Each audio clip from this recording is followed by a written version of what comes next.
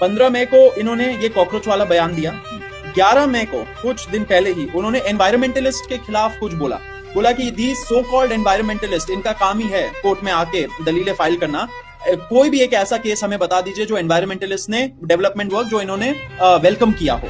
इनका ये स्टेटमेंट था। Again this shows a attitude, it shows a prejudiced mind against environmentalist. 29 जनवरी को ट्रेड यूनियंस के खिलाफ इन्होंने बोला था कि trade unions are responsible agents जिनके वजह से इंडस्ट्रियलाइजेशन नहीं हो रहा है हमारे देश में। इतना स्वीपिंग स्टेटमेंट दे देना, जबकि हमें पता है कि लेबर लॉस के साथ क्या खिलवाड़ हो रहा है, इन लेबरर्स का कंडीशन क्या होता है, कैसे एक्सप्लॉइट होते हैं। उसके बावजूद जो थोड़े बहुत यूनियंस बन जाते हैं, जो अपना अधिकार को एसर्ट करते हैं, उनके खिलाफ बोल देना कि they are the agents, they are the biggest people जिनके वजह से देश की तरक्की नहीं हो रही। ऐसा उनका स्टेटमेंट था 29 जैन को। 2 दिसंबर को उन्होंने रोहिंग्या का कोई मैटर सुनते हुए बोला था कि रोहिंग्या लोगों को क्या हमें इंट्रूडर्स को वेलकम करना चाहिए। अब देखिए उनके सामने केस कितना सेंसिटिव था कि एलिगेशन था कि पुलिस वालों ने कुछ लोगों को उठा के पुश बैक कर दिया, फेंक दिया दूसरे देश के अंदर। तो ये सारे लीगैलिटी को ना समझ के उन्होंने एक ऐसा इनसेंसिटिव कमेंट दिया कि इंट्रूडर्स को हम लोग क्या वेलकम करेंगे।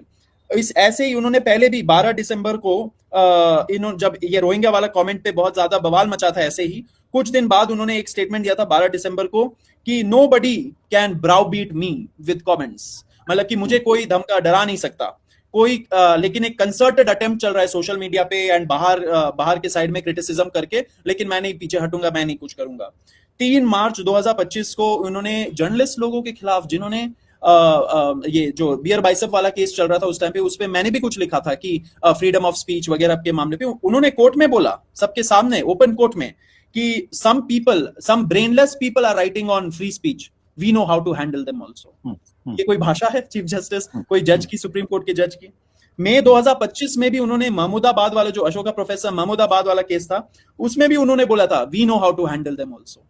तो बताइए ऐसे धमकियां आ रही है, ऐसे कमेंट्स आ रहे, and not 1 time 2 time 3 time, these are 3 4 5 7 times ऐसे कमेंट्स आए हैं पिछले 2 सालों में।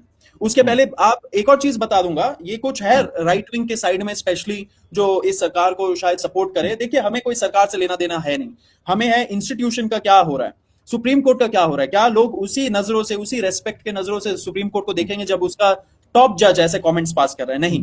तो हमारा कंसर्न है what is the institutional image, what is the signal that is good.